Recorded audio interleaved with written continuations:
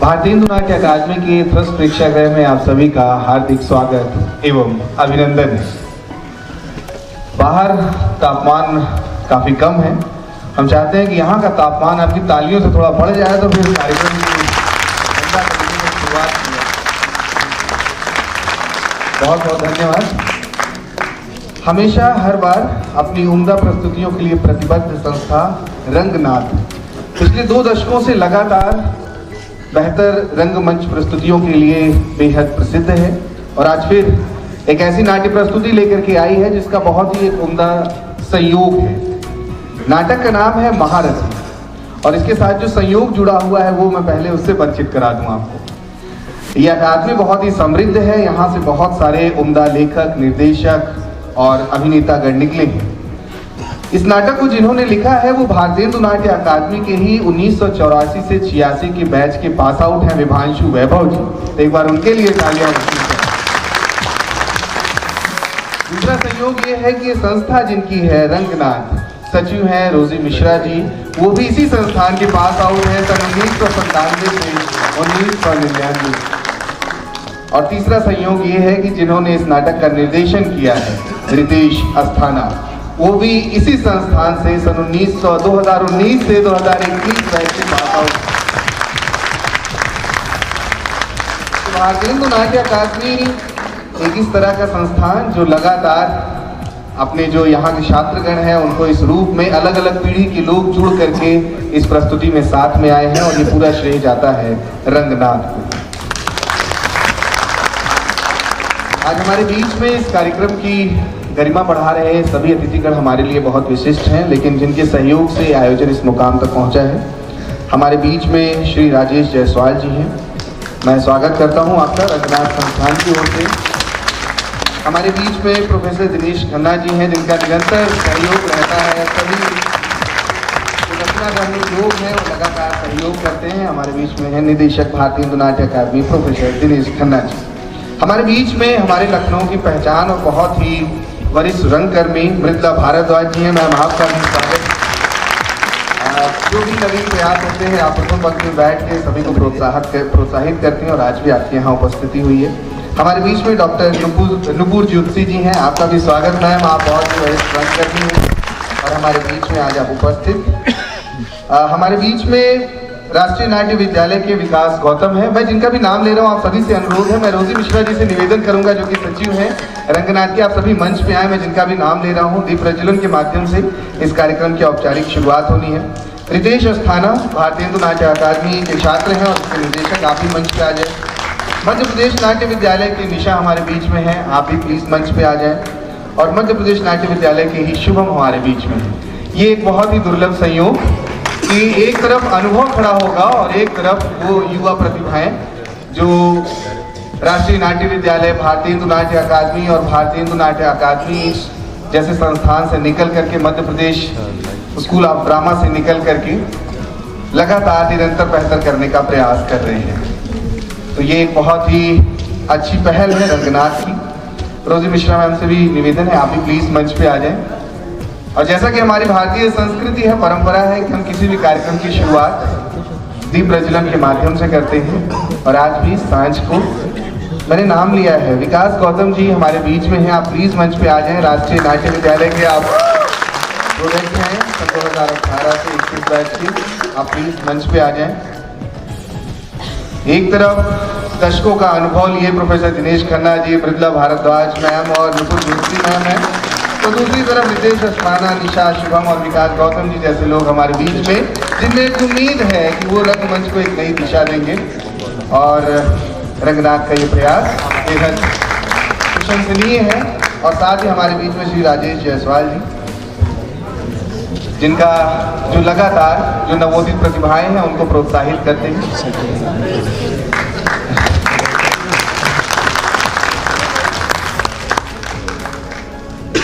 बहुत बहुत धन्यवाद।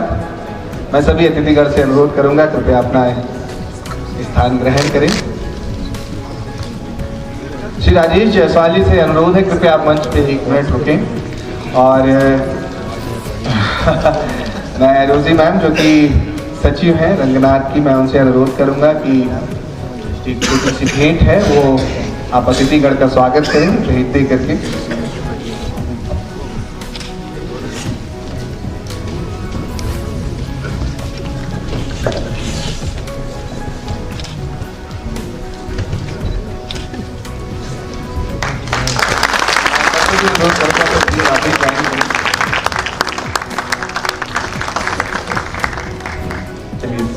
बहुत बहुत धन्यवाद श्री राजेश जायसवाल जी, आपसे अनुरोध कृपया अपना स्थान ग्रहण करें। मैं रोजी मैम से अनुरोध करूंगा प्रोफेसर दिनेश खन्ना जी को भी ये छोटा सा एक स्वीकार करें सर। मेरा आपसे अनुरोध अपना स्थान ग्रहण करें।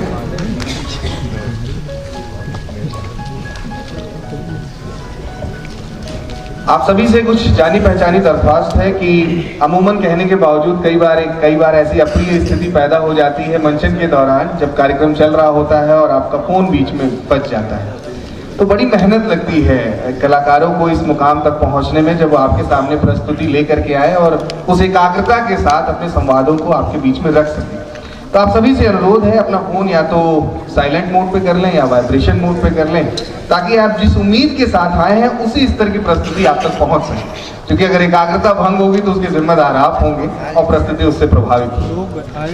तो ये प्रस्तुति आपके हवाले रंगनाथ की प्रस्तुति, नाटक का नाम महारथी, लेखक विभांशु वैभव जी, और इसकी परिकल्पना और निर्देशन किया है रितेश अस्थाना जी ने। नाटक के बाद मिलेंगे। आप सभी से अनुरोध पात्र परिचय प्राप्त करके ही जाएं। बहुत बहुत धन्यवाद।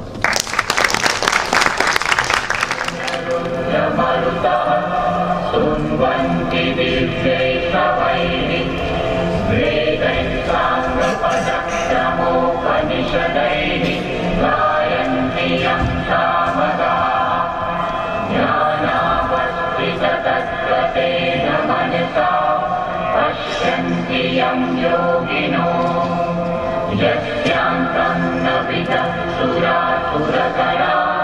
देवाय तस्मै नमः, देवाय तस्मै नमः, देवाय तस्मै नमः।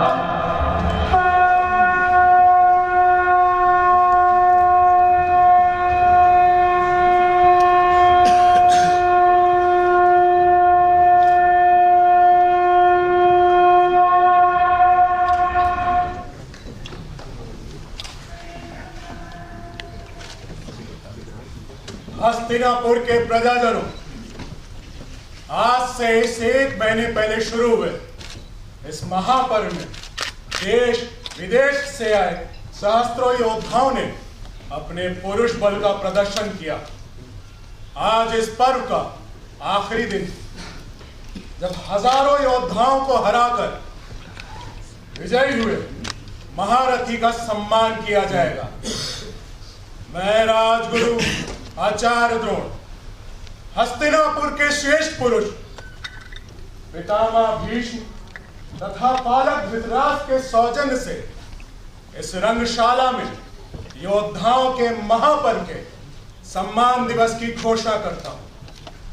अद्भुत, असंभव, संसार के सब चर-अचर जीव अजीब सुने, मैं आचार्य द्रोण ब्रह्मांड के जनक, पालक, विनाशक को नमन कर, जल, अग्नि, वायु को साक्षी मानकर, पांडुपुत्र अर्जुन को त्रिकाल में त्रिलोक का सर्वश्रेष्ठ धनुर्धर घोषित करता हूं। अर्जुन,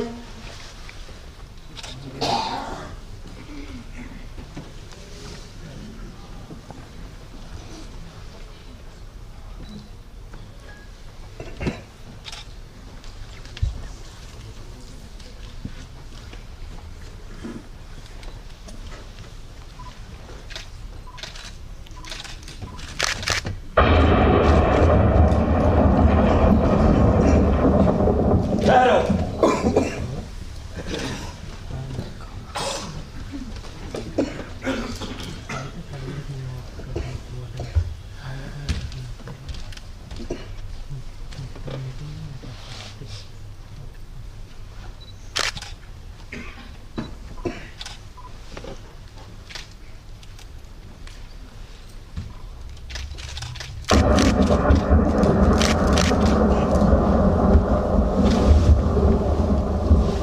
तुम्हें चुनौती देता हूं अर्जुन। ठहरो। इस राज्य रणशाला में तुम्हारा स्वागत है अजनबी पुरुष। निसंदेह तुम्हारा प्रदर्शन देखकर मैं अचंभित, शायद स्तब्ध ज्यादा सही शब्द है। मुझे बेहद आश्चर्य है कि इतना अच्छा धनुर्धर अभी तक छिपा कैसे रहा। पुरुषार्थ के इस महापर्व में तुम्हारी चुनौती का स्वागत है। बेशक क्षमता के आधार पर यहाँ पर पौरुष प्रकट करने का सबको अधिकार है, इसलिए अर्जुन को तुम्हारी ये चुनौती स्वीकार है। परंतु धर्मशास्त्र और धर्म नीति ये कहते हैं कि प्रतिस्पर्धा से पहले योद्धाओं को अपना परिचय देना पड़ता है। संसार में ऐसा कोई नहीं जो अर्जुन को ना जानता। अब तुम्हें अपना परिचय देना है कर्ण। इस महान वंश के वंशधर हो तुम। इस दिव्य मां का सौभाग्य हो।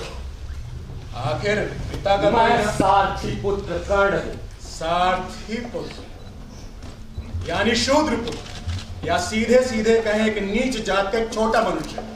वाकई एक शूद्र का क्षत्रिय को चुनौती देना अच्छा विचार है, परंतु राज्यसभा में बैठे सभी विद्वानों से यह जानना चाहूंगा, इन्हें यह अधिकार दिया कब गया?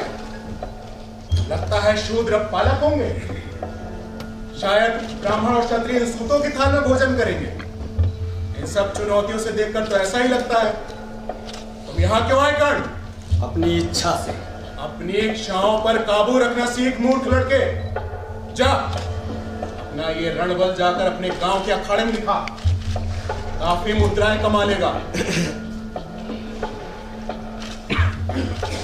जा, चला जा।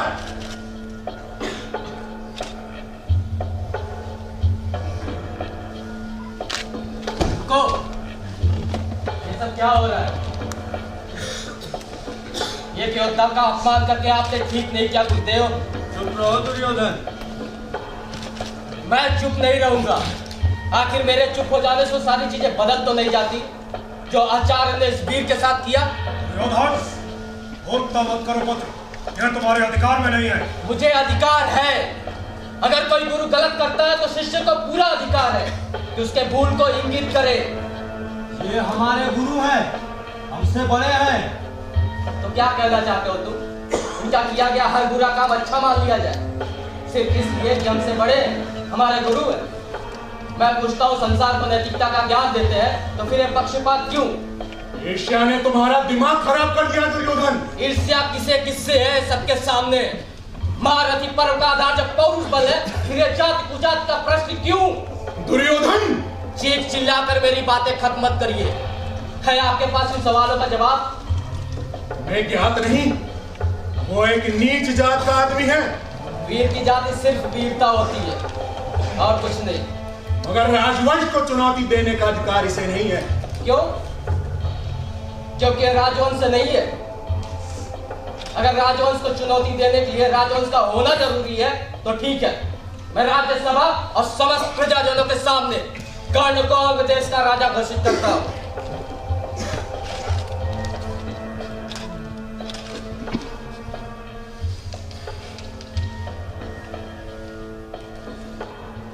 अगर राजा हो जाने से कोई क्षत्रिय नहीं हो जाता दुर्योधन। फिर कैसे होता है गुरुदेव? जन्म से। जन्म की बात मत करिए। जन्म अगर क्षत्रियता निर्धारित करता तो इस राज्यसभा में उपस्थित बहुत से लोग क्षत्रिय न होते। क्यों युधिष्ठिर, मेरा तर्क ठीक था ना? मैं महाराज विराट से कर्ण के लिए न्याय मांगता हूँ कि वो जाति भेद न करके इस वीर को अवसर प्रदान करे ताकि वो साबित कर सके कि त्रिकाल का सर्वश्रेष्ठ धनुर्धर अर्जुन नहीं बल्कि स्वयं है। नहीं, ये नहीं हो सकता। तो मत कहिए कि अर्जुन त्रिकाल में त्रिलोक का सर्वश्रेष्ठ धनुर्धर है। हाँ, क्षत्रियों में सर्वश्रेष्ठ हो सकता है, पर इस पे भी प्रश्न चिन्ह सदैव लगा रहेगा। क्यों अर्जुन, तुम्हें साबित नहीं करना चाहोगे कि तुम संसार के सर्वश्रेष्ठ धनुर्धर हो? अगर हो तो आगे बढ़ो और इस चुनौती को स्वीकार करो।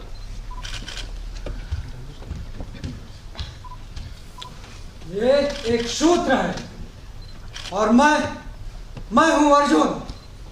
पांडुपुत्र अर्जुन, गुरु द्रोण का सर्वोत्तम शिष्य और संसार का सर्वश्रेष्ठ धनुर्धर अर्जुन, यह है मेरा परिचय। दूंगा, एक दिन तुझे अपना परिचय दूंगा। आज से, अब से, इसी क्षण से उस घड़ी का इंतजार कर अर्जुन। उस दिन तुझे अपना संपूर्ण परिचय दूंगा।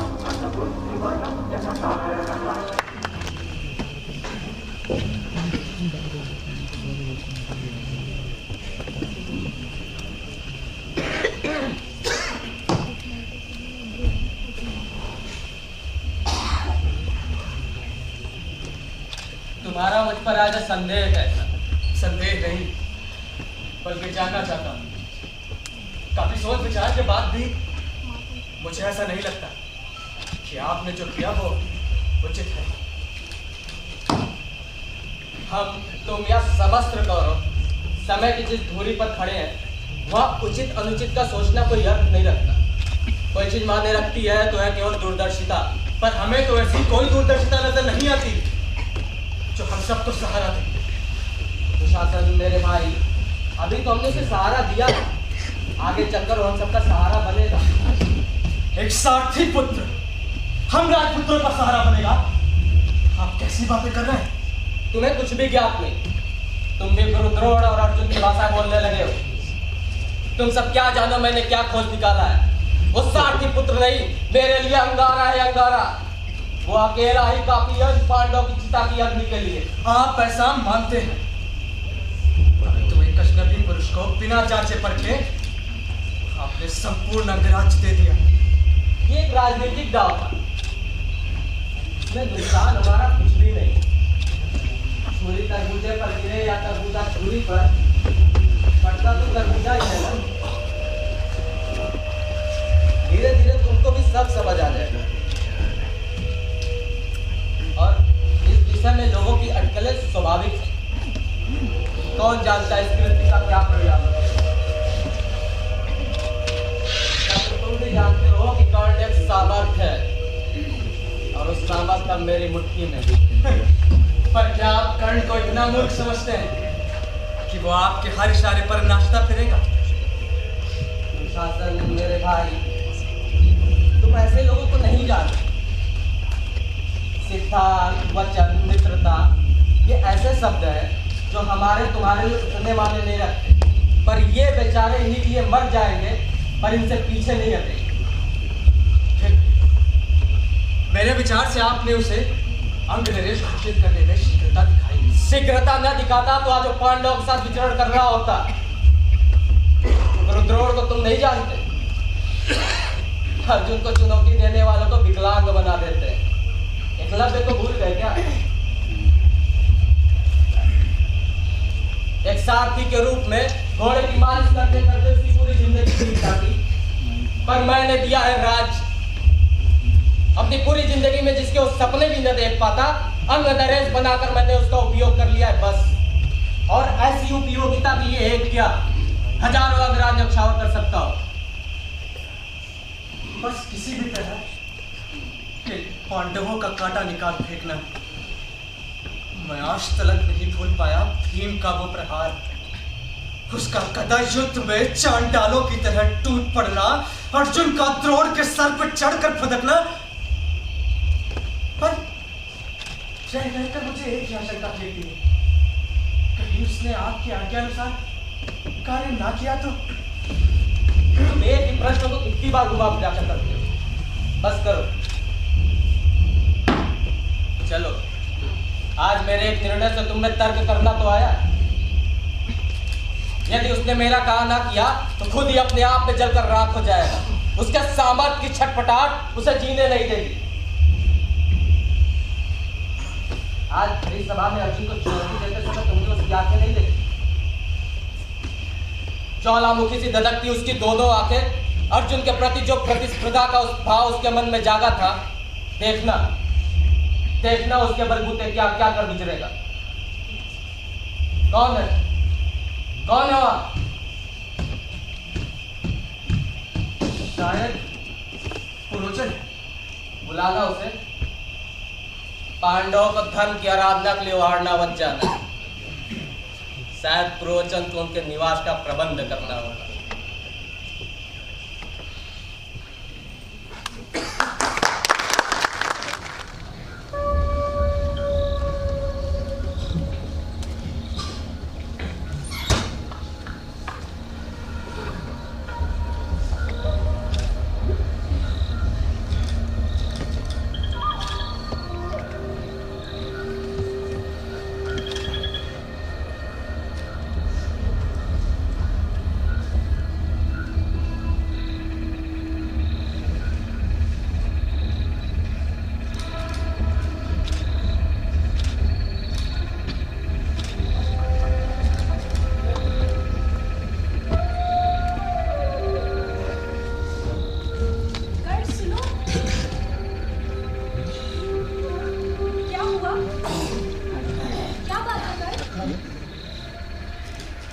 कुछ नहीं, मैं ठीक हूँ।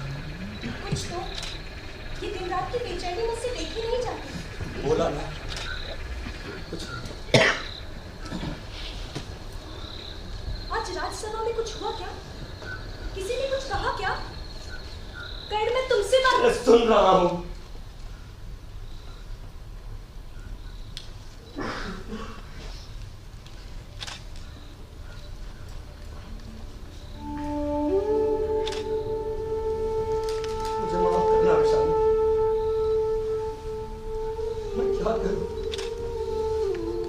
क्या करूं वैशाली? कई दिनों से देख रही हूँ, तुम बहुत व्याकुल हो। क्या बात है? कुछ भी तो नहीं। अपनी पत्नी से ही छिपाओगे? मैं सो नहीं पा रहा हूँ। पिछली कई रातों से जब भी मैं थक कर आके मूदता हूँ तो वो मुझे धर दबोचते। विचार, ताने, प्रताड़नाएं सब मुझे दबाते हैं, मसलते। मैं कुछ भी नहीं कर पाता, यहाँ तक कि मैं भाग भी नहीं पाता विशाली। कर्ण, सब कुछ बहुत घिनौना है विशाली, बहुत घिनौना। वो पीले मवाद के समुद्र सा मेरी तरफ बढ़ता है। समझो में चम मुझे जड़ कर देता है, मैं हिल भी नहीं पाता। मुझे बता लो विशाली, मैं पागल हो जाऊंगा।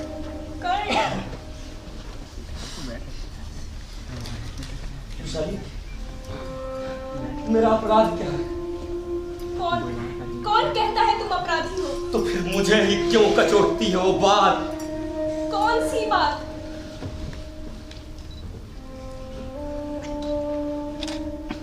मैं हार गया विशाली, मैं सब कुछ हार गया। ये क्या कह रहे हो तुम?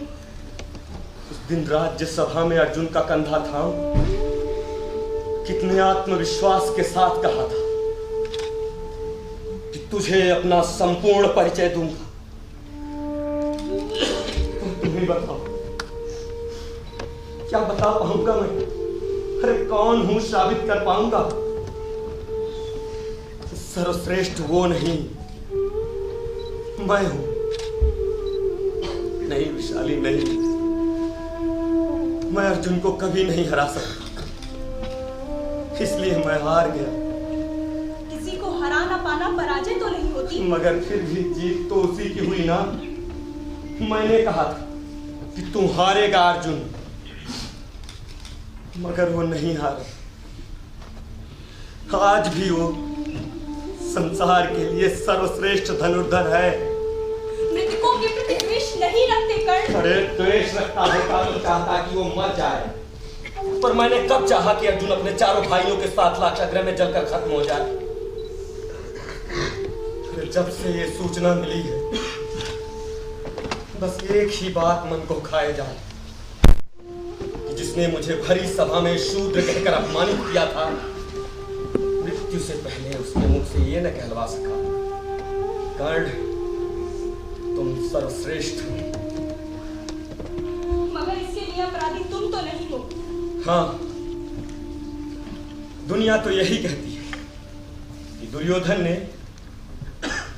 तुम ही बताओ, क्या लोग गुपचुप ये बातें नहीं करते होंगे? दुर्योधन का ऋणी कर्ण भी षड्यंत्र में शामिल था। लोगों के कहने से सत्य बदल नहीं जाएगा कर्ण। फिर प्रताड़ना मुझे ही क्यों, जबकि गलत दुर्योधन ने किया? कभी कभी मुझे लगता है कि मैं तुम्हें समझ नहीं पाती। कर्ण, इतना सब होने के बाद भी तुम मन से दुर्योधन को मित्र मानते हो? हाँ, मानता और हमेशा मानता रहूंगा, क्योंकि जब सब लोग मुझ पर ताने कस रहे थे तो उसने साथ दिया। क्या इसमें उसका स्वार्थ नहीं था? क्या वो नहीं चाहता था कि पांडव अपमानित हो? स्वार्थ था, मगर भले ही स्वार्थ के लिए तर्क उसने सही दिया था। पक्ष उसने मेरा लिया, न कि भयभीत दुर्बल स्थापित पांडवों का। अरे अक्षम होने के कारण पांडव अपमानित होते, मैं तो सक्षम होते हुए भी हूं। उच्च वर्ग की श्रेष्ठता को ठेस न लगे, बस इसलिए मेरे पिता, मेरी माँ, मेरे वंश को घृणा की नजर से देखा गया। मैंने तुम्हें कभी ऐसा नहीं पाया था कर्ण। मैंने भी नहीं। हम सूट हैं, छोटी जात हैं, इसमें कोई नई बात नहीं।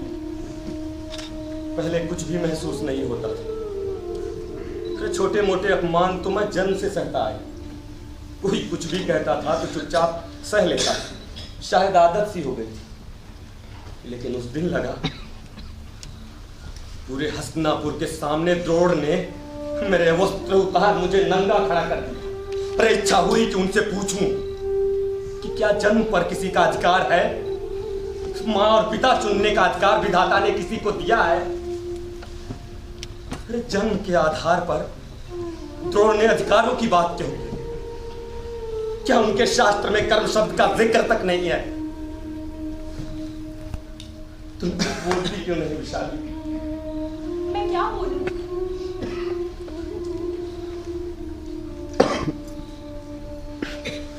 अच्छा एक बात पूछूं, सच सच बताओ, बताओ। कहो। क्या तुम्हें कभी इस बात का दुख नहीं होता तुम्हारा पति शूद्र है? तुम्हें होता है कि तुम्हारी पत्नी शूद्र है? बात वो नहीं। फिर क्या बात है? ये हीनता कैसी कर्ण? हीनता नहीं, क्रोध है। अपने सूत होने पर? नहीं, सूत होने के कारण उन अधिकारों का न मिलने पर जिनका कि मैं हकदार हूं। अरे मैंने तो जैसे तैसे सब कुछ सही कर लिया। क्या पुत्र सुदामन को लोग स्वीकार करेंगे? बोलो। क्यों नहीं? आखिर सुदामन भी अंग नरेश का पुत्र है, उन्हें उसे स्वीकारना ही होगा। अंग नरेश मैं हूं, क्या मुझे स्वीकार किया? आज भी हस्तिनापुर की राज्यसभा में घुसते ही क्या पितामह की भ्रिकुटियां नहीं तल जाती? नहीं वृषाली, नहीं। वो कभी ये मान ही नहीं सकते कि घोड़े की लीद साफ करने वाला सूत एक शासक भी हो सकता है। पर घोड़े की लीद साफ करना भी एक कार्य है, आखिरकार उसे भी तो किसी को करना होगा ना। फिर उस कार्य को और उसको करने वालों को लोग नीच क्यों समझते हैं? राजा यदि शासन न करे तो राज्य व्यवस्था ठप हो जाती, ब्राह्मण यदि अध्यापन न करे तो शिक्षा व्यवस्था ठप हो जाती, वैश्य यदि व्यापार न करे तो व्यापार व्यवस्था ठप हो जाती है। तो क्या उसी तरह एक भंगी यदि मल ना उठाए तो क्या जन व्यवस्था नहीं ठप हो जाती?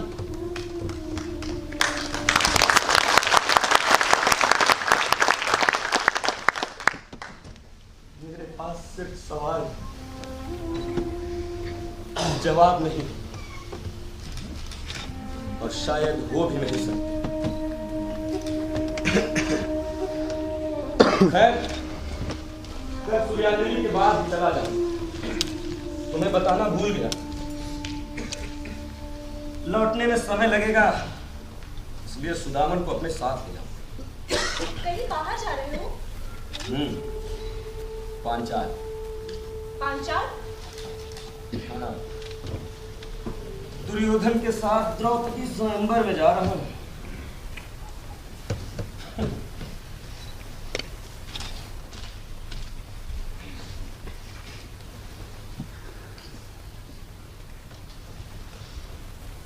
दुर्योधन द्रौपदी का वर्ण करना चाहता है, मैं मित्र बनकर। मुस्कुराए क्यों? सोचा था मैं ईर्ष्या कर बैठूंगी। अब स्त्रियों की बात मैं क्या जानूं?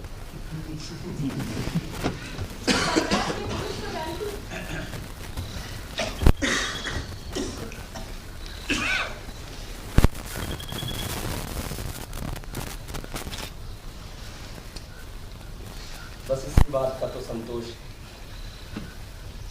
कि संसार में कोई तो है जो मुझे समझता है। पर अचानक सुदामा को अपने साथ ले जाने की क्या सोची? जब से अंग नरेश बना, पुत्र को समय ही न दे पाया। इतना अकेला महसूस करता होगा वो पिता के लिए। बस इसीलिए इस बार उसे अपने साथ ले जाना।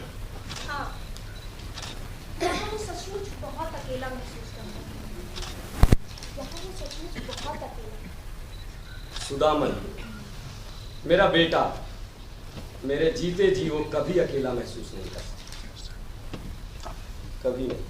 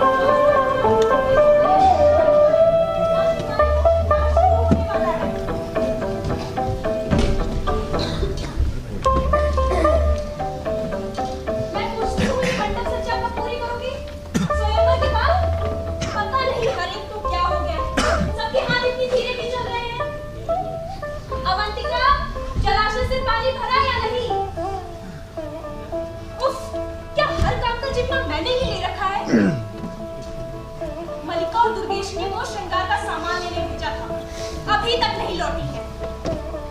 ये आज हो क्या रहा है? मगर मैं यहाँ क्यों? घर ढूंढने निकली थी राजकुमारी को, न जाने क्या हो गया। ना जाने कहाँ चली गई। राजकुमारी, राजकुमारी, आप यहाँ बैठी हैं और मैं आपको ना जाने कहाँ ढूंढ रही। हाँ, बस ऐसे ही अंदर मेरा दम घुट रहा है। चलिए, श्रृंगार का समय हो गया है। बैठ, अभी बहुत समय बाकी है। कितना सुहावना मौसम है और मंडप सज्जा कितनी भव्य। ये सजावट देखकर तो सभी अचंभित रह जाएंगे। और क्यों ना हो, आखिर स्वयंवर भी तो पांचाली का है। क्या हुआ? आप रो रही हैं? नहीं, ऐसी तो कोई बात नहीं। मैं आपके आगे हाथ जोड़ती हूँ, मुझसे मत छुपाइए।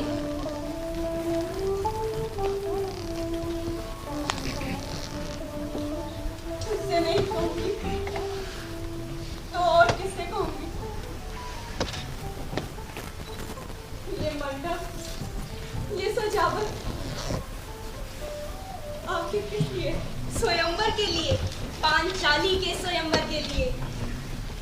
कौन करेगा वरण मेरी इस पांचाली का? तो आप क्या कह रही हैं? अब कौन बचा है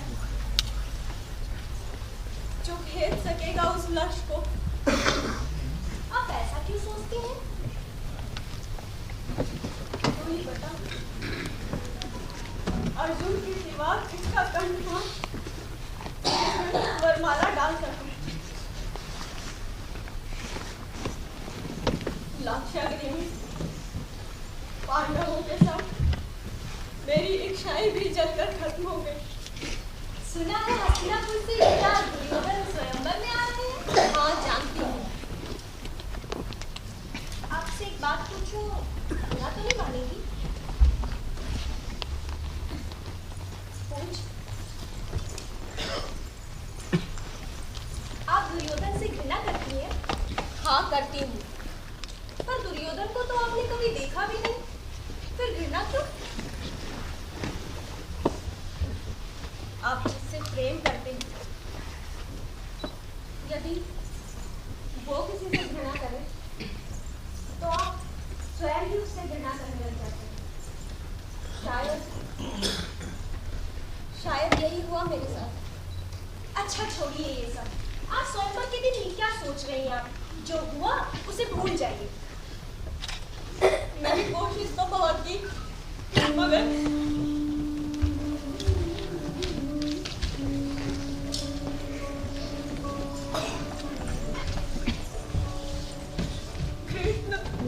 ये डर था कि मैं देर से पहुंचूंगा।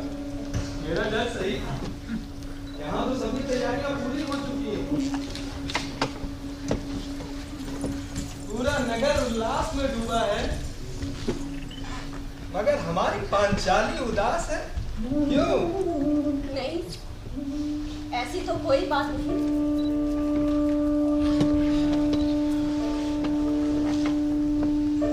कोई बात तो है।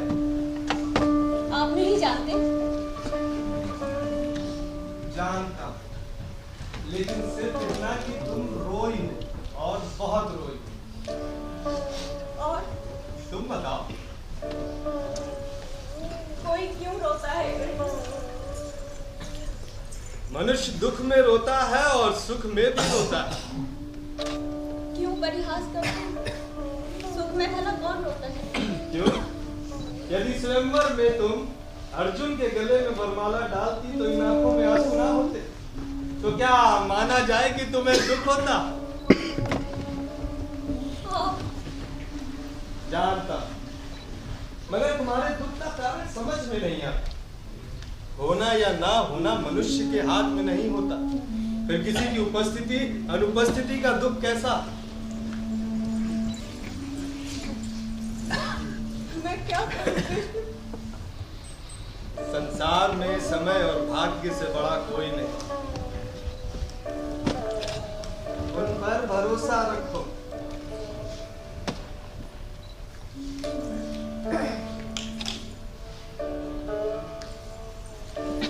आप अपनी वाक पटुता के लिए काफी प्रसिद्ध हैं, परंतु आपका ये शब्द जब क्या मुझे संतोष दे पाएगा? सोचा था पांचाली अब बड़ी हो गई होगी, मगर तुम तो जानती हूँ, अब पिता की तरह आप भी मुझे मत समझाने लगे कि मैं अभी भी अबोध हूँ। मैंने कुछ मूर्खतापूर्ण कहा क्या? नहीं, बस यूं लगा कि क्षण भर में ही तुम बड़ी हो गई। वाकई अब तुम स्वयंवर के योग्य हो। परंतु मेरा वरण करने वाला योग्य पुरुष कहाँ? सुनो पांचाली, तुम्हारा वर्ण करने वाले 4 पुरुष इस संसार में हैं। पहले भीष्म पितामह, दूसरा एकलव्य, तीसरा कर्ण, और चौथा अर्जुन। भीष्म अपनी प्रतिज्ञा के कारण किसी स्त्री का वर्ण नहीं करेंगे। एकलव्य को बहुत पहले ही अर्जुन के मुंह में द्रोण ने क्षम कर दिया और कर्ण को कर्ण अब क्या क्या होगा कृष्ण? समय आने पर स्वयं जान जाओ। और अंतिम अर्जुन। अर्जुन अर्जुन वो जो लाक्षागृह में दुर्योधन के क्रूरता का शिकार बना। अब कौन बचा कृष्ण? भूलो मत पांचाली, इस संसार में समय और भाग्य से बड़ा कोई नहीं। चलो, तुम्हारे स्वयंवर का समय नजदीक आ रहा है।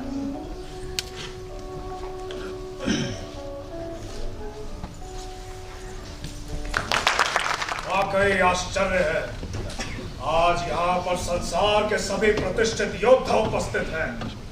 सभी प्रतापी योद्धा, पराक्रमी योद्धा, जिनकी एक आवाज से समूचा आकाश हिल जाता है, जिनकी प्रत्यंचा के शब्द मात्र से सेनाओं के दिल दहल जाते हैं, जिनके बाहुबल की गाथा देवलोक तक प्रसिद्ध है।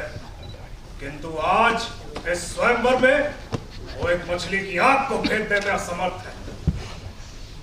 लगता है जिसे मैं असत्य मानकर बैठा था वही सत्य है।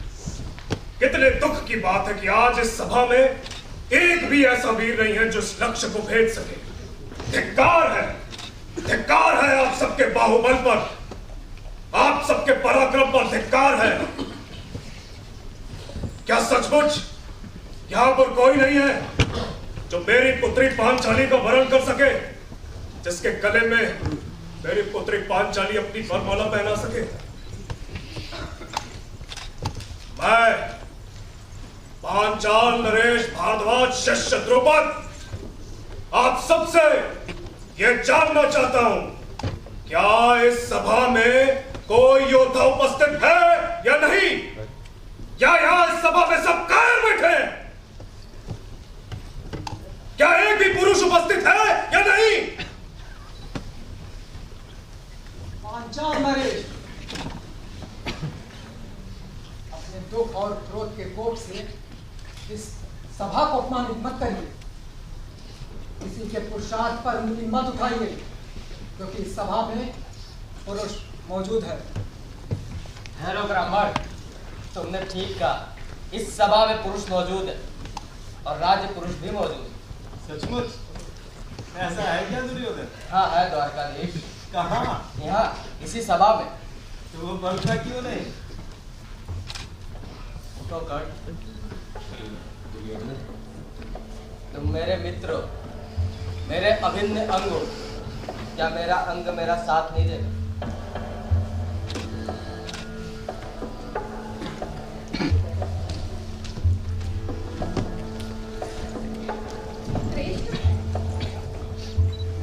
अब वो समय आ गया है पांचाली।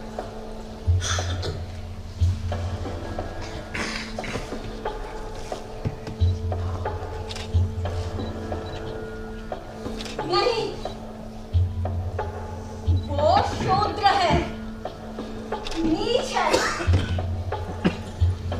और किसी नीच को ये अधिकार नहीं कि वो एक क्षत्रिय कन्या का वरण करे।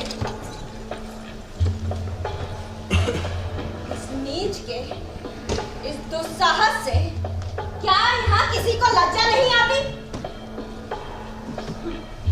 इस अबला पुरुषों की सभा में मैं पांचाल नरेश पुत्री द्रौपदी इस साथी पुत्र के इस दुस्साहस को नकारती हूँ।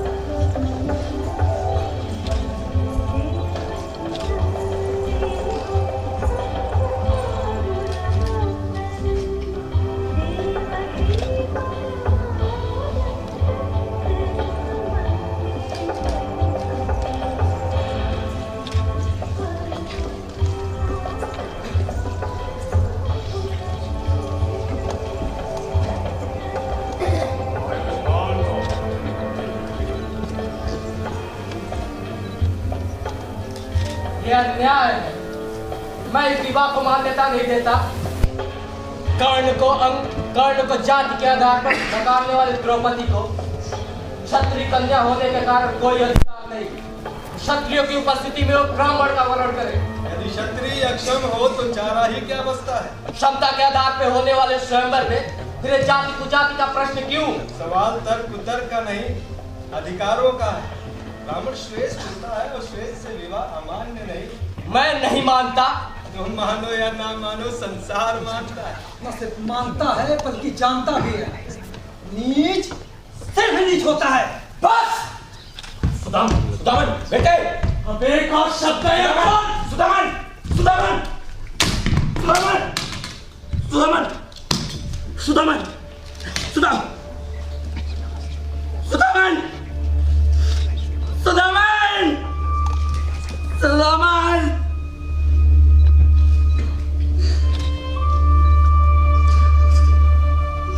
सुन वो राक्षस सुन, जितना आज तूने मेरे निर्दोष पुत्र की हत्या की है, उसी तरह एक दिन मैं तेरा वध करूंगा।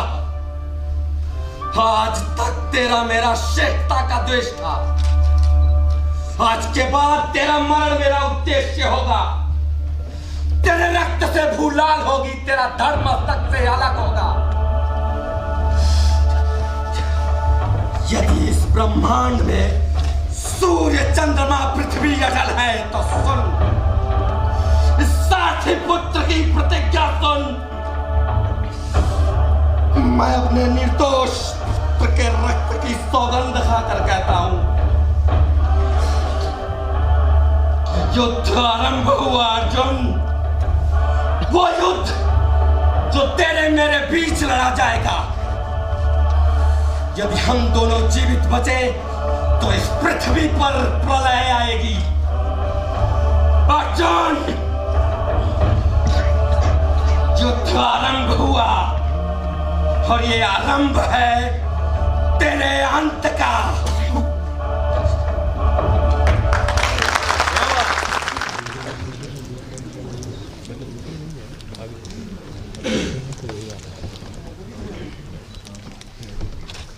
तो आप चाहते हैं कि ऐसा हो?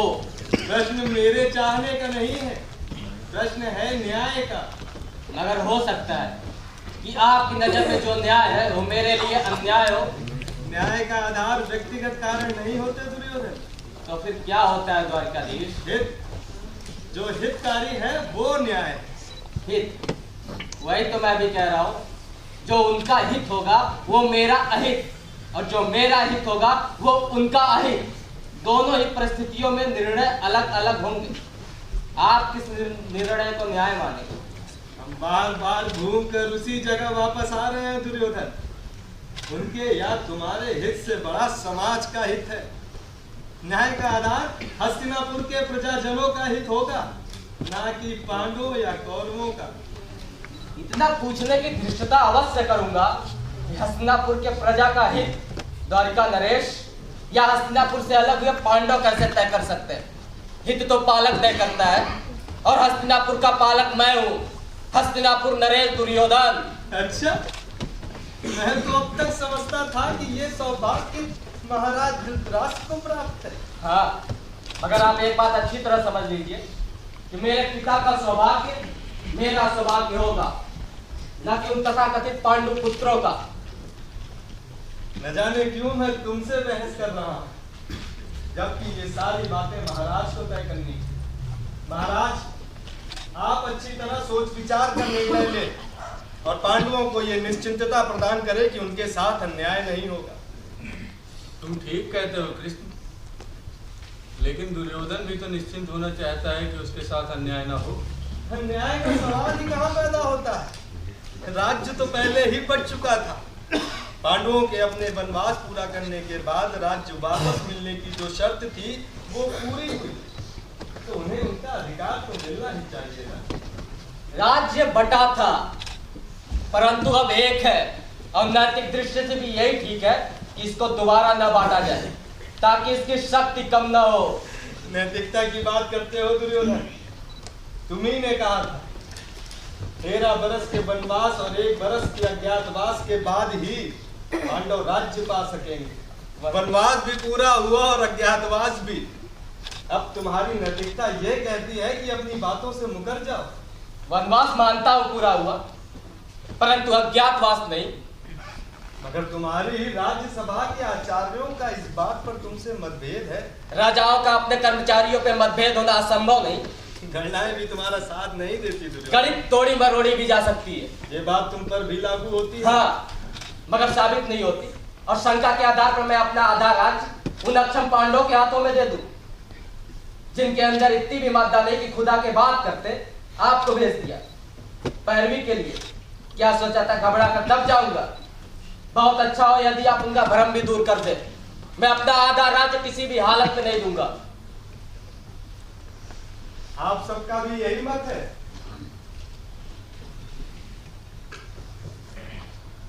शायद यहाँ किसी और के मत का प्रश्न ही नहीं। ठीक है, समझौता अब भी हो सकता है। यदि दुर्योधन आधा राज्य न देने पर अड़ा है तो मेरा प्रस्ताव है कि पांडवों को 5 गांव ही शासन करने के लिए दिए जाए। मैं समझौतावादी नहीं हूँ कृष्ण। 5 गांव तो क्या, मैं उनको सुई के नोक के बराबर भी जमीन नहीं दूंगा। उम्र की नादानी तुम्हारे अंदर काफी झलकती है दुर्योधन। राज्य के निर्णय बिना सोचे विचारे इतनी जल्दी नहीं लिया करते। तुम्हारे पास अभी समय है, पहले ठीक प्रकार से सोच विचार लो। यदि मैं सोचना न चाहूं तो युद्ध के विचार को नकारा नहीं जा सकता। और युद्ध में क्या होगा? वो 5 भाई मिलकर हम 100 भाइयों को परास्त कर देंगे। असंभव नहीं है। ये खेल किसके साथ खेल रहे हो कृष्ण? जाइए, जाके किसी और को समझाइएगा। मेरे पास शक्ति है, अजय योद्धा है, विराट सैनिक समूह है, जिसके सामने महासागर भी छोटा जान पड़ता है। अभेद शस्त्र है, जिनकी प्रचंडता से तीनों लोक कांपता है। ये है, सब है मेरे पास। उन अक्षम पांडवों के पास क्या है? उनके पास मैं। तुम क्या हो कृष्ण? एक दूत, एक निर्बल कायर दूत जो अपनी वाक पटुता के बल पर समझौते की बात करता है। दुर्योधन के द्वार पर खड़ा होकर आधे राज्य की मांग करता है, और न मिलने पर एक चतुर व्यापारी की तरह 5 गांव का तोल मोल करता है, और कुछ भी न मिलने पर युद्ध की खोखली धमकी देता है।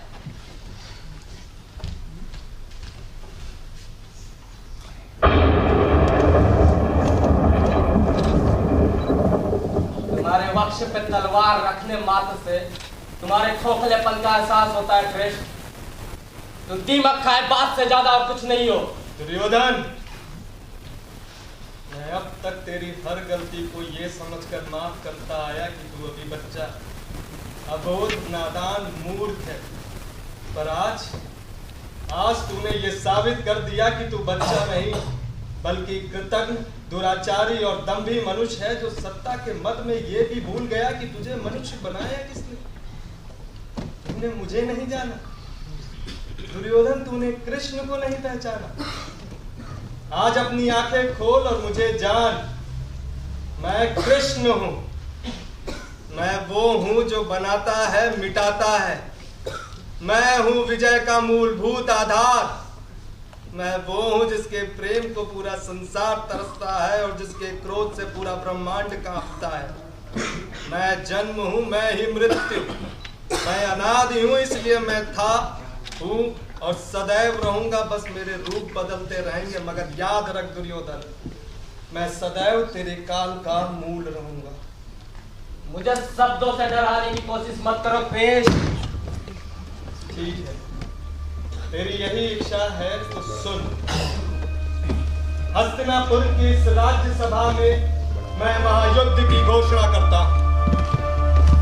पांडवों और कौरवों के बीच लड़ा जाने वाला ये युद्ध कुरुक्षेत्र की जमीन पर लड़ा जाएगा।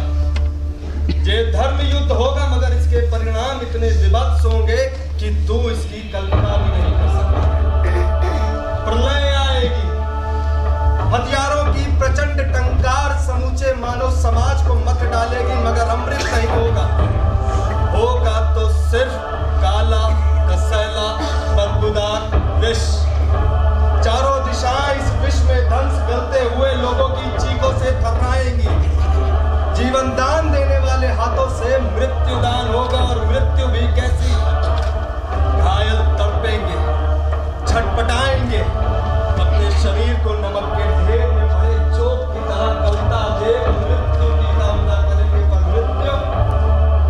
मृत्यु से भाग्यवानों को ही नसीब होगा। दमन की पिपासा धधकेगी, एक नए वर्ग का जन्म होगा, जो दुर्बल की दुर्बलता को चलाकर अपनी भूख शांत करेगा। ये वो समय होगा जब भाई भाई के खून का प्यासा होगा, सुरा की जगह संबंधियों और मित्रों का रक्तपान होगा।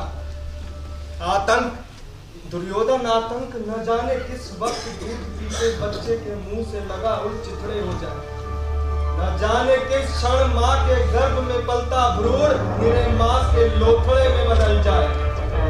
धरती का हर कोड़ जागेगा, ब्रह्मास्त्र चलेंगे, ज्वालामुखी फटेंगे, भीषण गर्मी से तप्त लावे में समूचा संसार डूब जाएगा। आकाश के वक्ष से लहू टपकेगा और भूमि शवों से पट जाएगी, और फिर सब शांत होगा। बचेगा तो सिर्फ डरावना सन्नाटा और लाशों की सवार। अब ये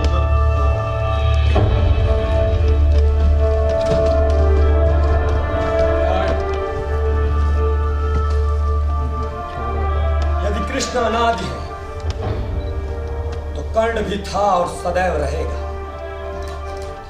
याद रखो मित्र, वो सदैव तुम्हारे साथ है। हाँ,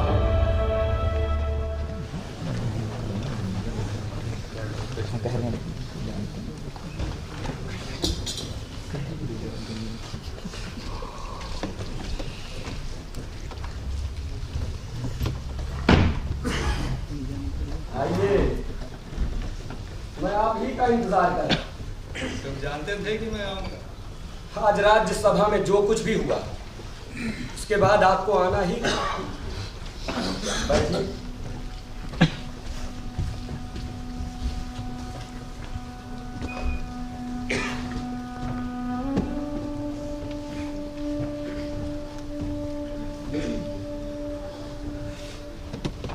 अतिथि सत्कार में कोई भूल चूक हो जाए तो क्षमा कीजिए, क्योंकि उच्च वर्ग की परिष्कृत रस्मों को अभी भी ठीक तरह से सीख नहीं पाया।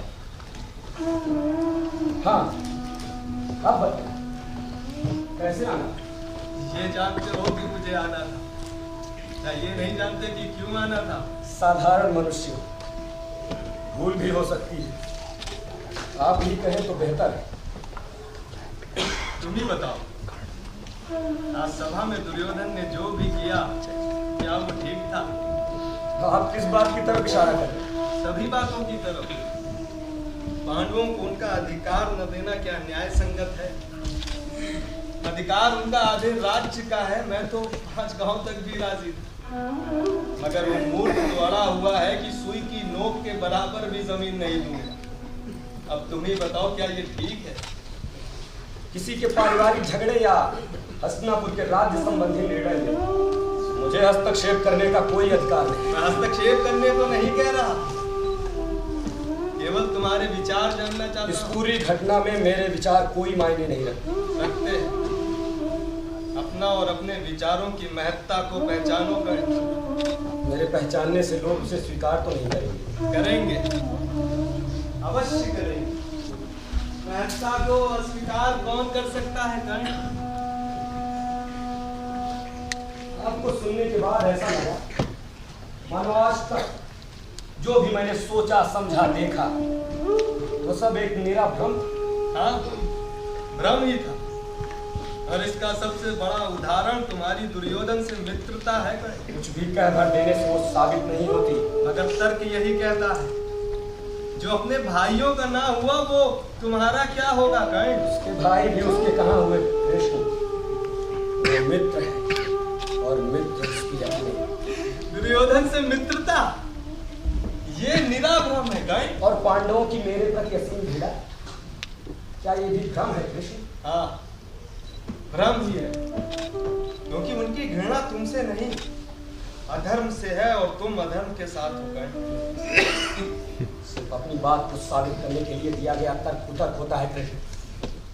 मैं तो किसी के भी साथ नहीं था, फिर मुझे घृणा क्यों? तुम्हारा सोचना गलत है, क्योंकि छोड़िए कृष्ण, शायद इस बहस का कोई अच्छा आप ये बताइए कि आप चाहते क्या हैं? तुम दुर्योधन का साथ छोड़ दो पर। चलिए छोड़ दी, अब क्या करें? अर्जुन का सारथी बन जाऊं?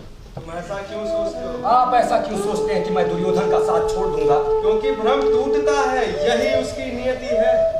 संबंध मेरे और दुर्योधन के बीच में, उसे या तो मैं समझता हूं या दुर्योधन, और इस पूरे संबंध को आपका भ्रम कहना क्या ये आपके स्वयं का भ्रम नहीं लगता? यदि ये भ्रम है तो ये भी टूट जाएगा। हाँ, और इसे टूटने भी दीजिएगा। दुर्भाग्य से ये न तो मेरे हाथ में है न तुम्हारे। इसका निर्णायक है समय। कौन जाने किसका समय नजदीक है। मगर एक बात तो है, आज सभा में दुर्योधन ने अपने योद्धाओं, शस्त्रों और बल के बारे में जो कुछ भी कहा, उससे इतना तो पता लग गया कि वो खुद कितने बड़े भ्रम में जी रहा है। यदि बल के नाम पर उसके पास कोई है तो वो तुम हो गए। पितामह और द्रोण के होते हुए भी आप ऐसी बात कर रहे हैं? बल भुजाओं में नहीं, मन में होता है, और दुर्भाग्य से ये दोनों दुर्योधन के साथ नहीं। पर बहुत से ऐसे भी हैं जो मन से उसके साथ खड़े। तुम दुर्योधन का साथ छोड़ दो, फिर देखो विजय किसकी होती है। आप पांडवों का साथ छोड़ दीजिए, फिर देखिए विजय किसकी। ये कहकर आपसे बराबरी साबित करने का मेरा कोई इरादा नहीं, और ऐसा हो भी नहीं सकता। मेरी ऐसी कोई इच्छा भी नहीं है, क्योंकि कर्ण कर्ण है और कृष्ण कृष्ण। तर्क बुद्धि तुम्हारे पास काफी अच्छी है, परंतु विवेक बुद्धि से सोचो कर्ण। यदि ये युद्ध हुआ तो संग्राम होगा, महासंग्राम। और इस महासंग्राम की घोषणा आपने ही की, परंतु बीज मैंने नहीं डाला। इस युद्ध से तुम्हें क्या मिलेगा कर्ण? द्वारकाधीश, एक प्रश्न मुझे भी कुरेदता है, इस युद्ध से आपको क्या मिलेगा? मैं केवल धर्म और सत्य के साथ, और मैं अपने सिद्धांतों के, और इसीलिए इस युद्ध में भाग लेना तुम दोनों की विवशता है। तुम्हारे लिए विवशता नहीं, मूर्खता है कर्ण। इस युद्ध का अंत भी सोचा है कभी? जन्म के समय बच्चा कभी मृत्यु के बारे में सोचता है? वो अबोध होता है, उसमें ज्ञान नहीं होता। मगर इसमें गलती तुम्हारी भी नहीं है, काश कि तुम ये जानते। यही ना कि मैं पांडवों का बड़ा भाई कुंती ज्येष्ठ पुत्र कर्ण हूं। पर तुम्हें किसने बताया? स्वीकारा नहीं तो क्या? इस संसार में मेरे जनक हैं तो सूर्य। हाँ, सूर्य।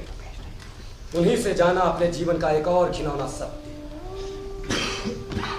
ये सत्य घिनौना नहीं है कर्ण। जीवन तो अब शुरू हुआ है। जो कुछ तुम्हें बहुत पहले मिलना चाहिए था वो अब मिलेगा। तुम सम्राट होगे, क्षत्रिय कहलाओगे, राजमाता कुंती के ज्येष्ठ पुत्र के रूप में जाने जाओगे। संसार मानेगा कि पांडवों में तुम श्रेष्ठ हो। मैं जानता हूं तुमने बहुत दुख, बहुत यातनाएं झेली, क्या क्या नहीं हुआ तुम्हारे साथ, मगर सत्य भी आखिर कब तक? और ये सत्य आज ही क्यों सामने आया? उस दिन कहाँ था ये सत्य? जिस दिन पूरे हस्तिनापुर के सामने द्रोण ने मुझसे मेरे अधिकार छीन लिए, अर्जुन ने मेरी चुनौती को अस्वीकार कर मानो भरपूर तमाचा मारा था मेरे चेहरे। उस दिन कहाँ मर गया था ये सत्य आपका, जिस दिन द्रौपदी ने मुझे नीच कहकर नकार दिया? मैं पूछता हूँ, उस दिन कहाँ था ये सत्य जिस दिन मेरे निर्दोष पुत्र की हत्या? इन हाथों में गिरने से पहले मर चुका था सुदामन। जिस दिन वो मरा उस दिन मैं अनाम शुद्ध था, और आज जब समय आया है अर्जुन के वध का, तो मैं क्षत्रिय कुंती ज्येष्ठ पुत्र। अरे चाहिए कृष्ण चाहिए, शायद हम दोनों ही एक दूसरे का समय बर्बाद। ठहरो, जरा सोचो कर्ण। सभा में आपने सत्य कहा था, सोच विचार करने का अब समय नहीं, क्योंकि युद्ध आरंभ हो चुका है।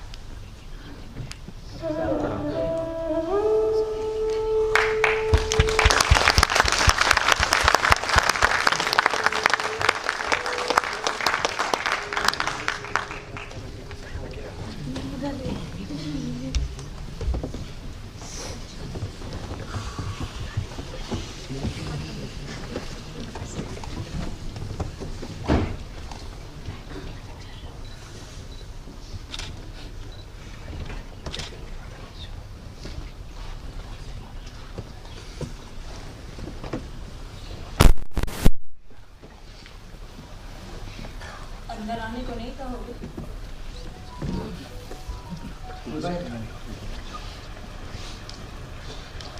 आइए, सूत के घर में आपका स्वागत है। बैठिए।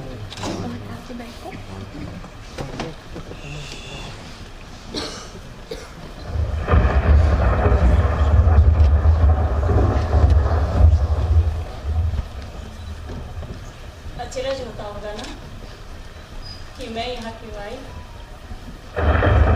नहीं, शायद होता है। कैसे हो? ठीक है, जैसा भी हूँ आपके सामने। पहली बार आई हाँ, तो क्या सेवा करूँ आपकी? रात्रि भी काफी हो गई है और सेवक भी सारे सो गए। वाकई रात बहुत हो चली। आप जल्दी। नहीं, बहुत भीग कर आई हूँ। हाँ? माने प्यास नहीं। कुछ पूछना चाहती? तुमसे मिलने आई। हाँ, जानता।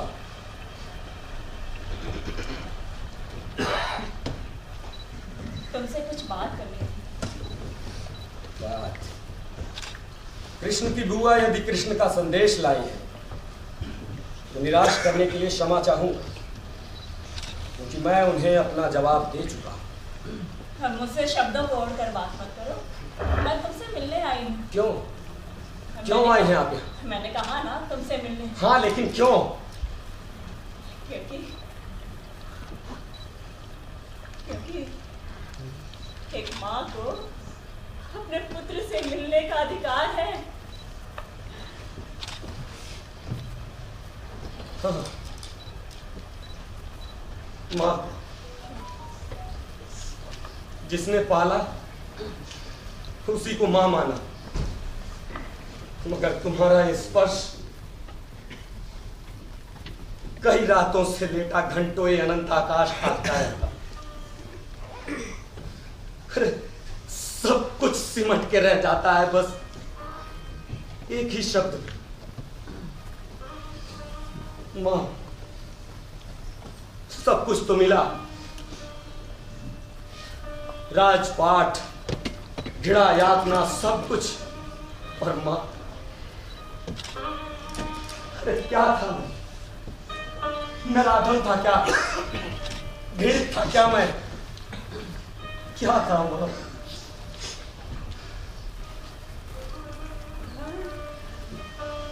तो फिर क्यों त्याग दिया मुझे?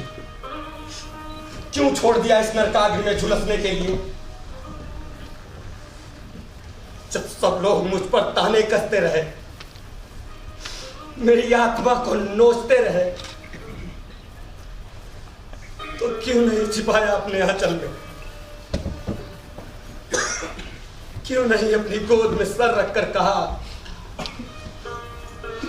कि मैं हूं ना? अरे इतने से थे पांव मेरे, मैं चल भी नहीं पाता था घुटनों के बल, तो क्यों नहीं अपनी गोद में उठाया? क्यों नहीं चूमा मेरा मुख, क्यों नहीं अपना स्तनपान कराया मां, क्यों नहीं?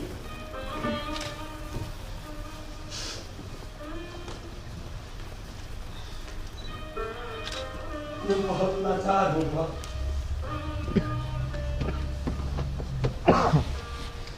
बहुत असहाय। मैं क्या करूं, कहाँ जाऊं?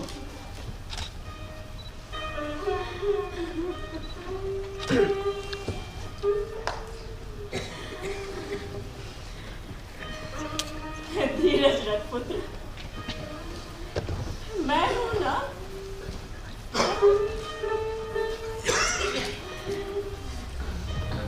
कितना बड़ा हो गया रे तू,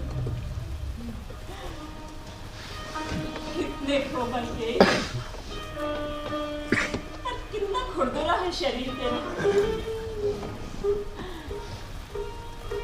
तू जितना विशाल और कठोर है ना, उतना ही कोमल भी।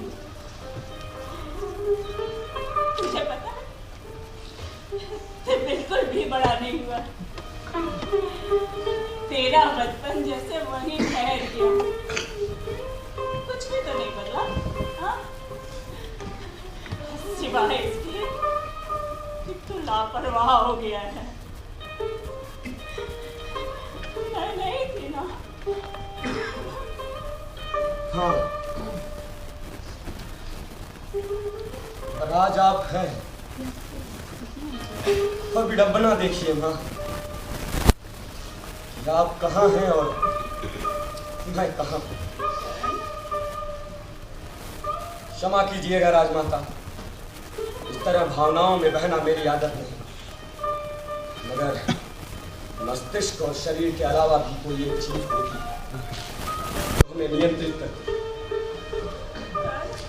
मैं रात्रि का तीसरा पहर बीत रहा, भोर होने से पहले राजमाता राजमहल जाना चाहिए। राजमाता मत कहो। तो फिर क्या कहूँ, क्या कहूँ आप, ये शायद आप भी नहीं जानते। मुझसे यूं बात करके मुझे अपमानित मत करो। अपमानित? जो स्वयं पूरा जीवन अपमान में जिया हो, तो किसी और का अपमान क्या करे। अपमान को जानकर अपमानित करना इतना मुश्किल होता है, काश आप समझ पाए। बहुत समझदार हो गए हो तुम, है ना? अपमान, दुख, यातना सिर्फ तुमने ही तो सहा है। सत्य को जानकर ही तिल मिला उठे हो, और मैं, मेरा क्या? जिसने इस सत्य को जना और अपने ही हाथों से मृत्यु की कोख में डाल दिया, किसी से कुछ कह भी नहीं पाई। जननी क्या कहती है जब जनक ने ही मुंह मोड़ लिया? तुम्हें क्या लगता है, तुम्हें लहरों में बहाकर मैंने क्या महसूस की होगी? मुक्ति? जिस विजन को मैंने 9 महीने अपने कोख में सहेजा,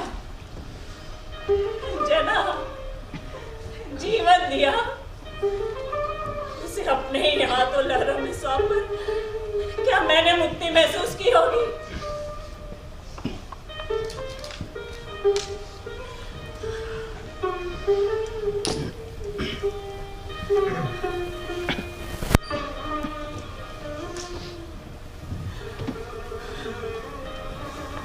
बिछौने में मुंह छिपा न जाने कितनी रातें उसे अपनी वेदना को तकिया में कीड़ा होकर मेरी संवेदनाओं पर रोता रहा और मैं कुछ ना कर सकी। क्यों नहीं कुछ कर पाई आप? क्योंकि मैं एक स्त्री हूँ।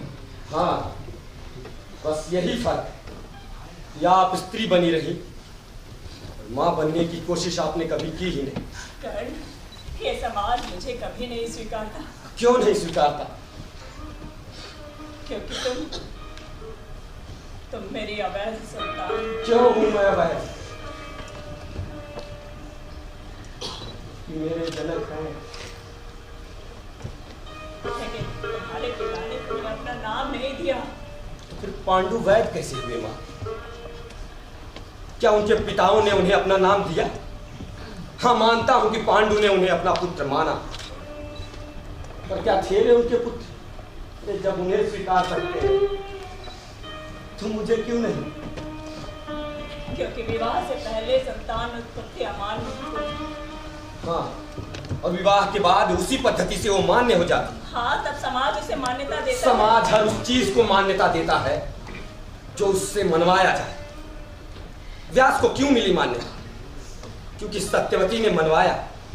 और आप इतनी निर्बल बनी नहीं, आपने कोशिश भी नहीं। अरे कम से कम एक बार कहा होता कि तुम नहीं जानते ये समाज कितना निष्ठुर है। ये समाज है, आप और मैं, हम ही मान्यता देते हैं किसी चीज को। दरअसल आपने अपने मन से ही कभी मुझे पुत्र नहीं माना। ये झूठ है, मैंने तुम्हें अपना पुत्र माना है। हाँ, आज, मगर आज ही क्यों? जब कल सुबह ये कर्ण कौरव सेना का सेनापति बनकर रण में जा रहा है, जब मेरा ये संकल्प दृढ़ हो चुका है, पांडवों का वध ही मेरा ध्येय है। उस पर लांछन मत लगाओ। लांछन नहीं लगा रहा हूं, वास्तविकता बता रहा हूं। जब मैं कुछ नहीं था तो मैं अनाम शुद्ध, रात जब समय आया है युद्ध का, तो ये खलबली कैसे? कृष्ण भागे भागे चले आए सत्य असत्य की परिभाषा समझाने। राजमाता कुंती आधी रात को बरसात में भीगते हुए मुझे पुत्र कहने चली आई। ये प्रेम अचानक क्यों? जब आज तक छिपा के रखा अपनी वेदना को, तो आज क्यों कहने चली आई? यदि मैं आज भी ना आती तो विनाश होता। भाई भाई की हत्या करने के लिए रण में उतर जाते। यदि मैं युद्ध में ना भी जाऊं तो भी वहां भाई भाई की हत्या करते। और आपके यहाँ आ जाने से ये युद्ध रुकेगा नहीं, क्योंकि ये युद्ध खड़ा है स्वार्थों की नींव पर, और कोई भी शांति के लिए अपने स्वार्थ को त्यागने के लिए तैयार नहीं। जाइए राजमाता, जाइए। कल सुबह आपको अपने पुत्रों का रण तिलक भी तो करना होगा। तो तुमने निश्चय कर लिया? हाँ। जो बीता उसे भुलाया नहीं जा सकता। नहीं, कभी नहीं। यही भूल कर रहे हो कर। जो बीत जाता है उसका कोई महत्व नहीं होता। महत्व उसका होता है जो है या फिर आने वाला है। भूत भले ही बीत जाता है, पर वही समेटता है वर्तमान और भविष्य। वही निर्णय लेता है आज और आने वाले कल का। उसी ने निर्णय लिया है मेरा, मैं उसे नकार नहीं सकता। तो तू ये भी नकार नहीं सकता कि तू जिससे लड़ने जा रहा है वो भी तो है शक्तिशाली। वो भी तो कर सकते हैं तुम्हारा वध।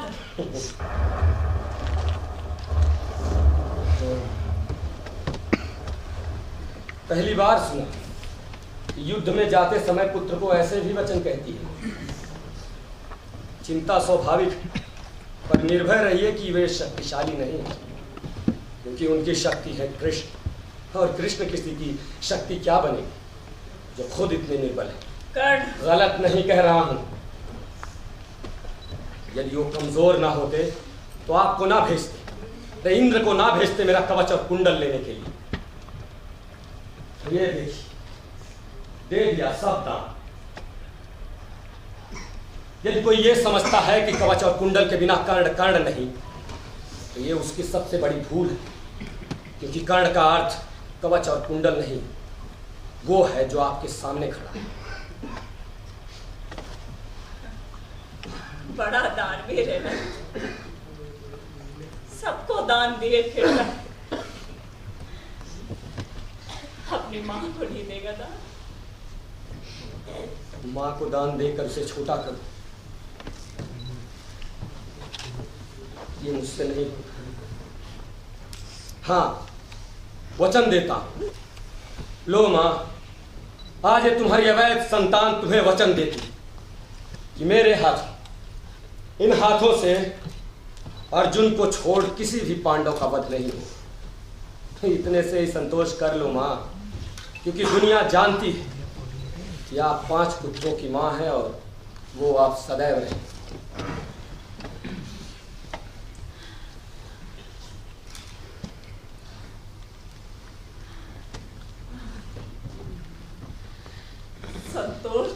धर्माज को होगा पुत्र, पर पुत्र तो मैं ही खोऊंगी।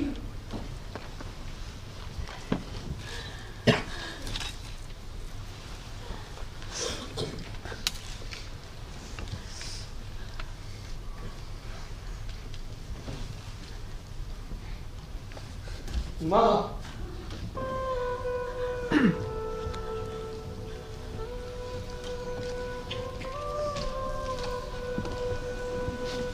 मैं तुम्हारी अवैध संतान, तो क्या युद्ध में जाने से पहले मुझे तुम्हारे आशीर्वाद तक का भी अधिकार नहीं?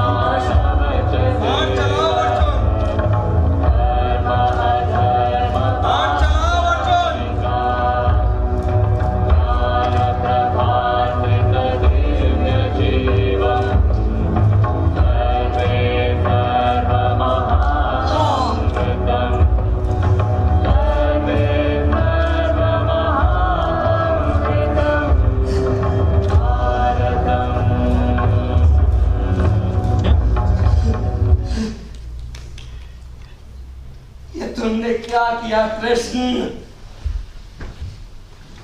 तुमने मेरे साथ ऐसा क्यों किया? मैंने तुम्हारे साथ ऐसा कुछ नहीं किया, यही तुम्हारी नियति थी। अधर्म का अंत यही होता है और तुम अधर्म के साथ थे कर्ण। अधर्म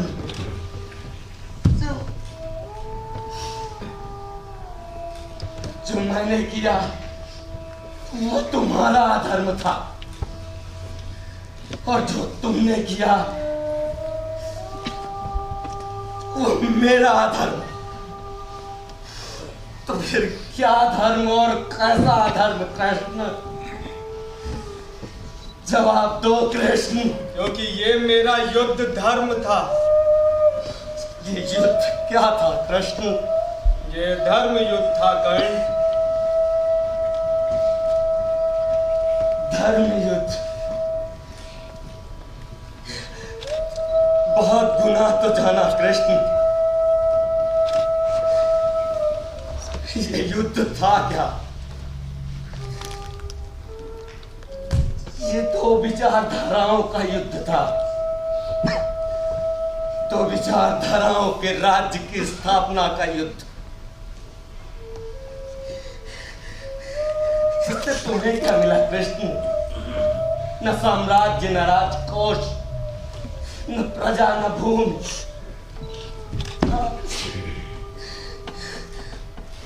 फिर तुम ये युद्ध क्यों लड़े कृष्ण? दरअसल तुम अपनी विचारधाराओं का राज्य स्थापित करना चाहते थे, और दुर्योधन अपनी। था, मगर तुम भी तो थे। ये युद्ध मेरे और दुर्योधन के विचारों का था, तो तुम बीच में कैसे आए कर्ण? अपने सिद्धांतों के। सिद्धांत ही तो विचार होते हैं। नहीं कृष्ण,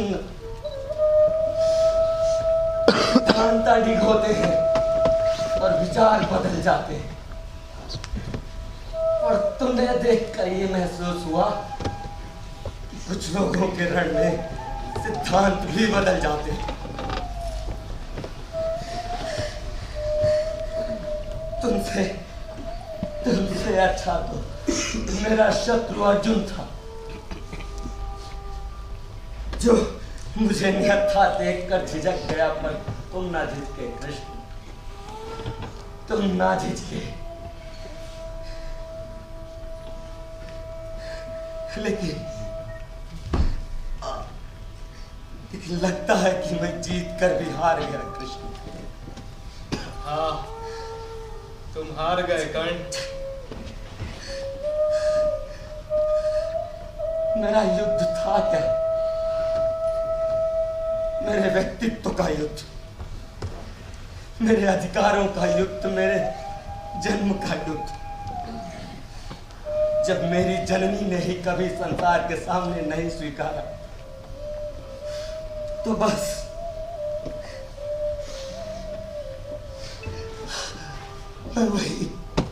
मैं वही हार गया। हाँ कृष्ण, तुम ये युद्ध हार गए, क्योंकि किसी काल किसी लोक में कुंती ये कभी स्वीकार नहीं करेगी कि कर्ण उसका पुत्र है।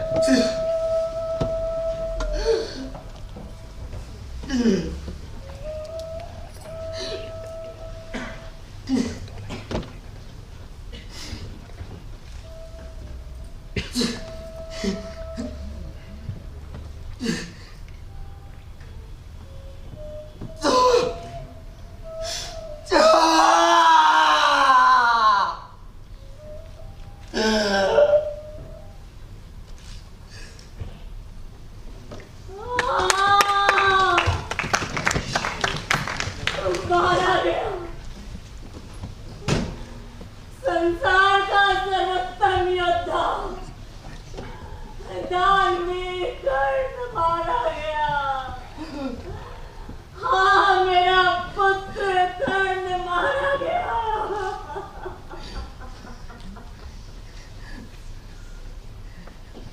कृष्ण,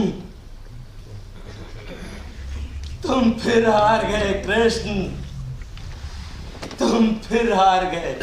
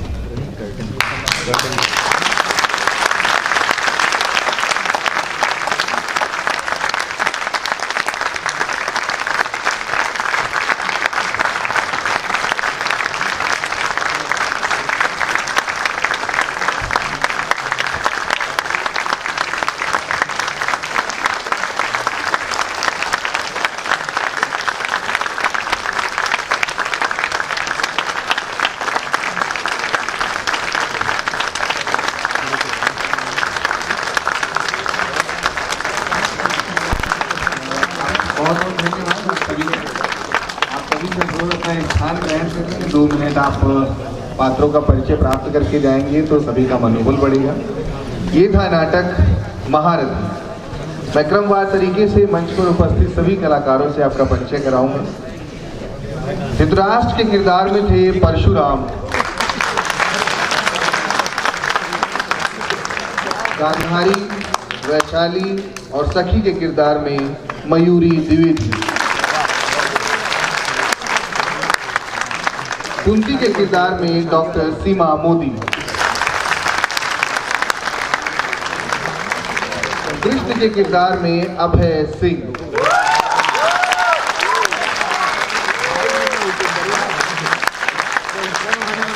द्रोण की भूमिका निभा रहे थे शुभम तिवारी।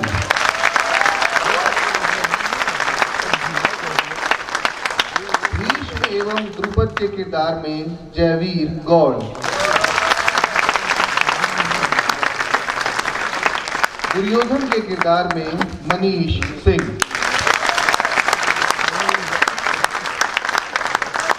दुशासन एवं सुदामन का किरदार निभाया आदित्य वर्मन।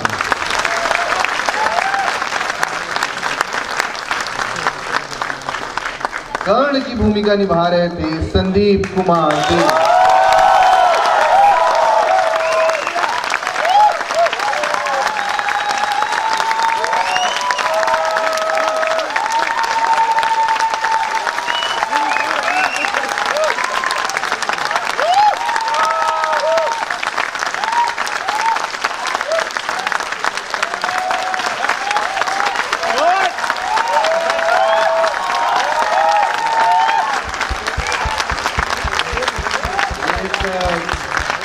कलाकार के तौर पे ये बहुत बड़ा प्रशस्ति पत्र होता है जब दर्शक इस तरह का सम्मान देते हैं किसी कलाकार को। मैं मंच से आप सभी का आभार प्रकट करता हूँ कि आपने इतना सम्मान दिया एक कलाकार को। युधिष्ठिर और नागरिक की भूमिका में सिकंदर निषाद,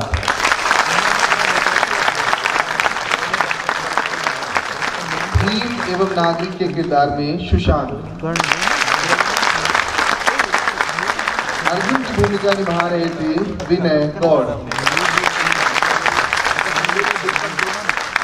नकुल एवं नागरिक के किरदार में इमरान,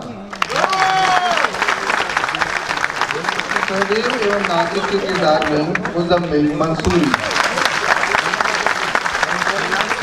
द्रौपदी की भूमिका निभा रही थी प्रिया सिंह राठौर,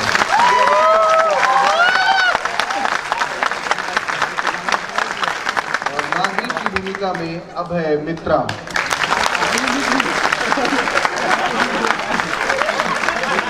वो लोग जिन्हें आप मंच पे देख पा रहे थे, लेकिन वो इनके कुशल संयोजन की वजह से आयोजन इस मुकाम पे पहुंचा। मंच पर ही जिन्होंने निर्णायक भूमिका निभाई, मैं क्रमवार तरीके से उन सभी का परिचय आपसे कराऊंगा। मंच व्यवस्था रही संदीप कुमार और सुशांत की। मंच परिकल्पना अब्दुल सलाम अंसारी, मंच निर्माण चंद्रभान विश्वकर्मा, मंच सामग्री मुकेश एवं अंशु, वेशभूषा रही रोजी मिश्रा जी की। मैं जिनका मैं नाम ले रहा हूँ कृपया आप सभी मंच पे आ जाएं। वेशभूषा सहयोग आद्या एवं तान्या तिवारी, मुख्य सज्जा शहीद अहमद। मंच पर जिनका भी नाम ले रहा हूँ कि आप सभी मंच पे आ जाएं। आपके कुशल संयोजन की वजह से आयोजन सफल हो पाया है। वीडियोग्राफी प्रियांशी शिवांग एवं Omkar, photography Akshay Dixit, audio Rahul Basant sound service, poster design Tushar Gupta एवं विद्यांशु दुबे,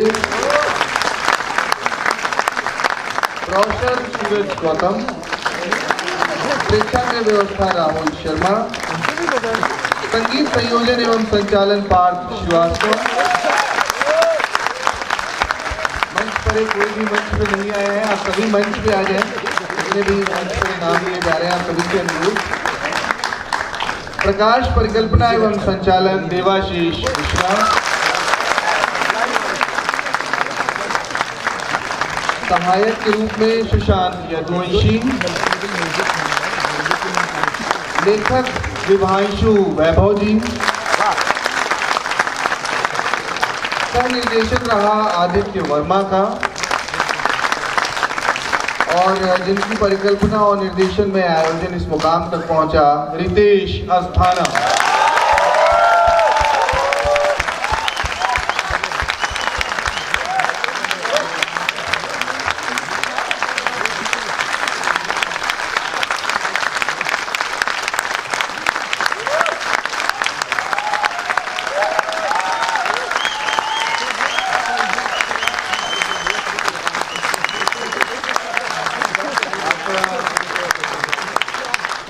के जी उत्साह के लिए कलाकार इतनी मेहनत करते हैं, एक निर्देशक इतनी मेहनत करता है, और आपकी तालियां इस बात का गवाह है कि ये जो प्रस्तुति थी आप तक उचित रूप में पहुंची है।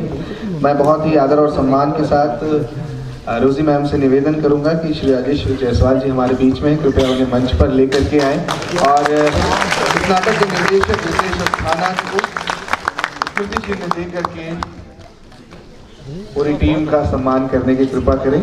श्री राजेश जायसवाल जी हमारे बीच में, मैं उनसे अनुरोध करूंगा रितेश अस्थाना जी जो निर्देशक हैं रंगनाथ की तरफ से स्मृति चिन्ह में भेंट करने के बाद और रोजी मैम का ये पूरा इनिशिएटिव रहा रंगनाथ का। मैं उनसे अनुरोध करूंगा अगर वो कुछ कहना चाहें। राजेश जायसवाल जी को बहुत बहुत धन्यवाद। इन्होंने हमको बहुत सहयोग दिया इस मंच तक लाने के लिए इन बच्चों को। और आप दर्शकों का बहुत बहुत धन्यवाद जो आप यहाँ आए। आपकी उपस्थिति इनके लिए हौसला बढ़ाती है। धन्यवाद। राजेश जी हमारे बीच में हैं और उनका बहुत ही सहयोग रहा है इस प्रस्तुति को सफल बनाने में। आपसे अनुरोध है कुछ अपने विचार रखें। बहुत टाइम बाद इतना बढ़िया प्ले देखने को मिला। कई सालों से लगता था कुछ देखूं लेकिन आज लग रहा है तो देखने को मिल गया। बहुत बहुत धन्यवाद।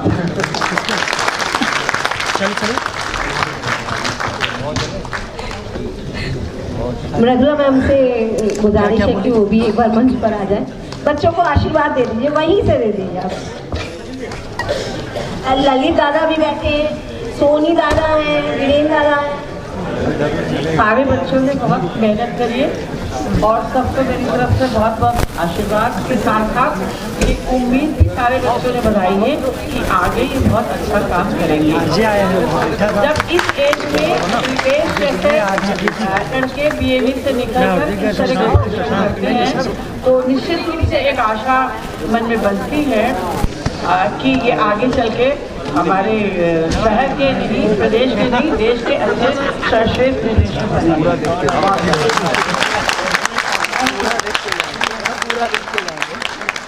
एक बार रंगनाथ परिवार की तरफ से आप सभी का बहुत बहुत धन्यवाद। उम्मीद करते हैं बहुत जल्दी नई प्रस्तुति के साथ आपके बीच में हाजिर हो। तब तक के लिए शुभ रात्रि।